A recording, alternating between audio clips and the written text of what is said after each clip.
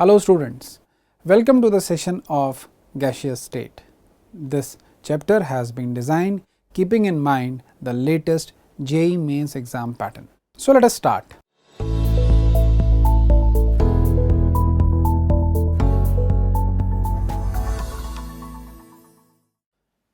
We will be talking about pressure.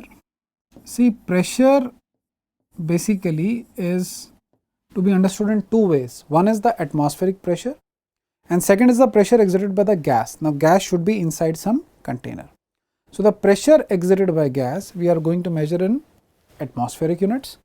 1 atmosphere is equal to 760 millimeters of mercury. Also you can use the unit torr after the name of the scientist Torricelli. This will also be equal to 1.01325 bar, which can be written as 1.01325 into 10 raised to power 5 Newton per meter square, or can also be written as 1.01325 into 10 raised to power 5 pascals, can also be written as 101.325 kilopascals, right? So these are the various units that you will be using for pressure. For volume you will be using either liter or meter cube. So just remember that 1 meter cube is equal to 1000 liters, or you can also write 1000 decimeter cube. If you are using cubic centimeter, so it will be 10 raised to power 6 cc or cm cube. Okay. For the value of R, you need to remember that R, that is universal gas constant, is given by PV by NT, and the value of R will depend on the units. So if we are having the value 0.0821, over here pressure is in atmosphere, volume is in liter, and this is mole, and temperature, as you know, we use Kelvin. If you are using 8.314, then it should be joule per mole per Kelvin.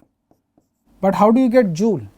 By taking the pressure in Newton per meter square and volume in meter cube.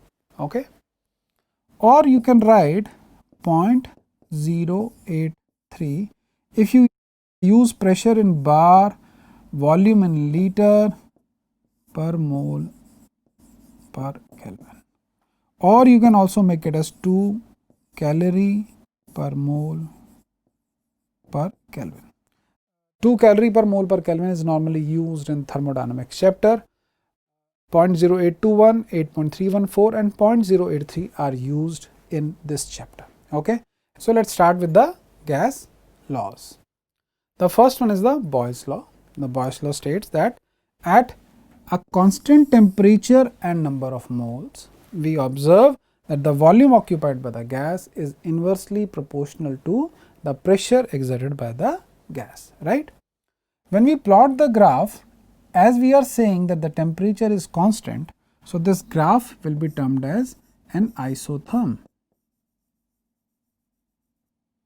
We are observing in this graph that as we are increasing the temperature, the pressure and volume of the given gas increases. Say for example, if I put up an arrow, take up this point and this point, you can observe for yourself that as you increase the temperature, the volume as well as pressure both are increasing. If you plot the graph by taking a log of pressure and volume rather than a curve, you will be getting a straight line. Okay. Also what you can do is, you can write PV is equal to K, and using y is equal to mx p, that is the equation of a straight line, you can plot a graph between P and 1 by V. So over here what will be the slope? Yes, the slope will be equal to the constant K. If they are asking a graph between PV versus P, my dear students, PV is a constant, so it has to be a straight line.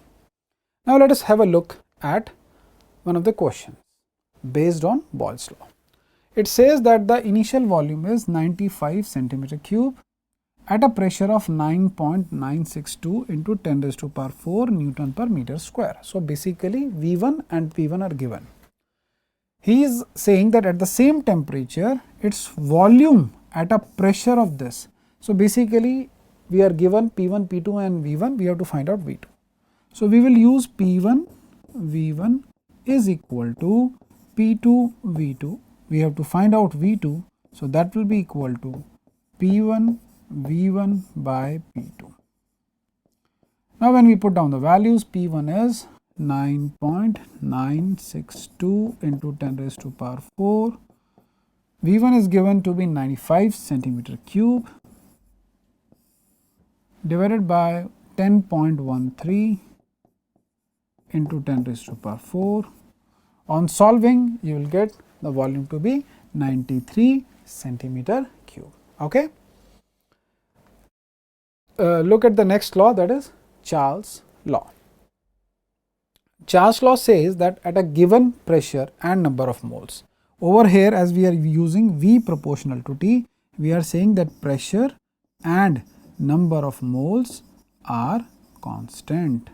Okay. Pressure and number of moles are constant. So, V is directly proportional to T, or you can say V by T is proportional to 1 or V by T is a constant.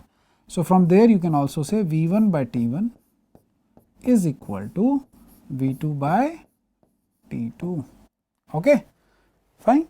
If you make a graph between V and T, see, this is very important.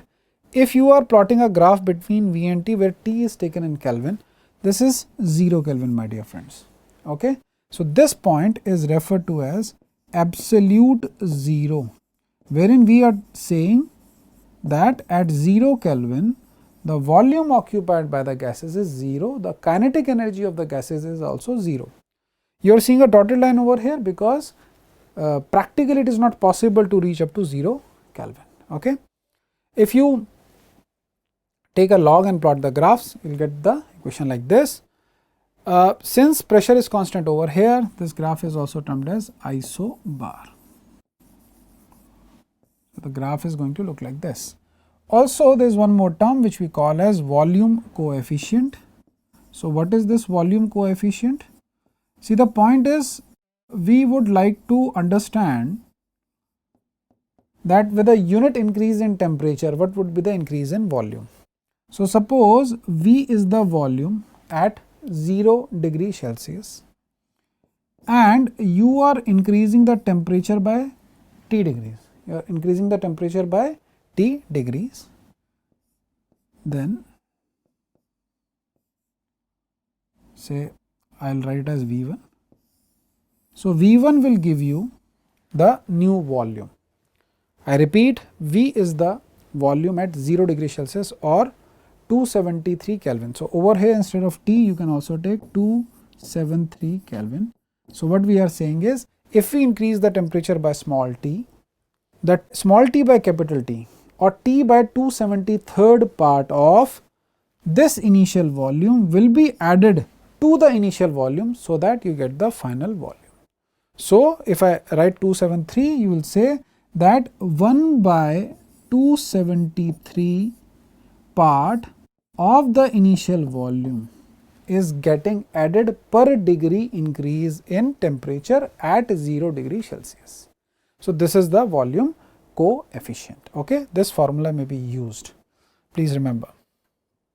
Let us have a look at a question based on this. The question says what fraction of air is expelled out if a flask containing V liter of gas is heated from 27 degree Celsius to 327 degree Celsius.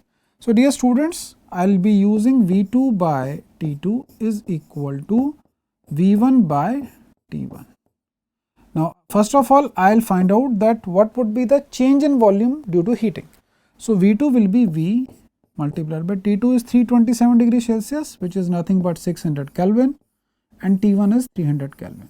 So, you are getting 2V. So, what does it mean? It means that when you heated this flask, from 27 to 327, the volume got doubled, but the open flask will have the same volume at any point of time. So how much is expelled out? So the new volume was 2V.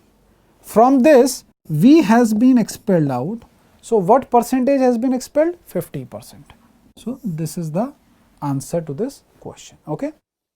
Now let us have a look at the next law. It is the Gay-Lussac's law or the pressure temperature law. It is similar to the Charles law. The only difference over here is that instead of volume, we are talking about pressure. There the pressure was constant, here volume is constant. Since volume is constant over here, so this particular graph that you are seeing will be termed as isochore. Okay. Now, as the law goes, P is directly proportional to T, or we are saying P by T is equal to constant, or we can say that P1 by T1 is equal to P2 by T2. Okay. When you look at this particular graph, they can ask a question from here that what will happen in the direction of this arrow? The volume is going to increase or the volume is going to decrease. So dear friends, in the direction of arrow, as you can see, the pressure is increasing. So when the pressure increases, the volume has to decrease. Fine, the volume has to decrease. So which means that V1 is smaller as compared to V2. The same thing is written over here, right? Now let us look at a question based on this law. The question says that a container is filled with a gas at a pressure of 2 atmosphere at 0 degree Celsius. So at what temperature will the pressure inside be 4 atmosphere? So dear friends, we are given P1 and P2, T1 is given, we have to find out T2. So what is the expression? P2 by T2 is equal to P1 by T1, right? So from here I can write T2 is equal to P2 into T1 upon P1, right? So what is the value of pressure, final pressure? That is 4 atmosphere. Temperature is 273 Kelvin upon P1 is 2, right? So basically you have to double the Kelvin temperature over here. So the value will come out to be 546 Kelvin. Okay. Or if you have to give the answer in degree Celsius, it will be 273 degree Celsius. Okay, dear friends, clear? Now let us look at the next law. The next law is Avogadro's law. So according to this law, at constant temperature and pressure, equal volume contains equal number of moles, or V is directly proportional to N. So you can also write V by N is equal to RT by P. R is the universal gas constant, T is the temperature, P is the pressure. We are taking temperature and pressure to be constant, so the right hand side is a constant. Okay. Now if we plot the graph, what do we observe? If I plot the graph V by N versus N, as V by N is a constant, so it will be a straight line. If I plot a graph between log V and log N, the intercept will be log of RT by P.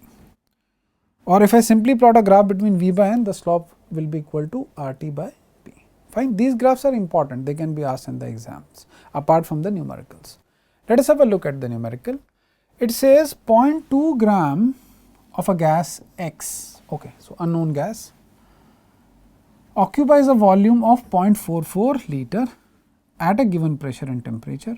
Under identical conditions of pressure and temperature, 0.1 gram of carbon dioxide occupies 0.32 liter. So what is X? Okay. So basically we have to find out the molar mass of X. So what I will do is, the formula says V1 by V2 is equal to N1 by N2. I can write it like this. Okay.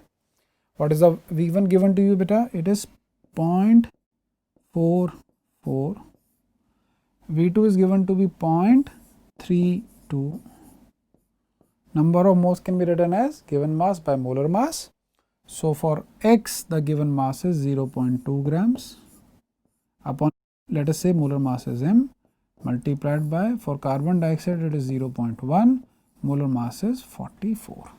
Now when you solve it out, you will get the molar mass to be 64 gram per mole. Okay. Now, out of all these, 64 refers to sulfur dioxide. Okay. So, dear friends, this is about the Boyle's law, Charles' law, Gay-Lussac's law and Avogadro's law. So, I hope you have understood what these laws are and what type of questions can be asked from there.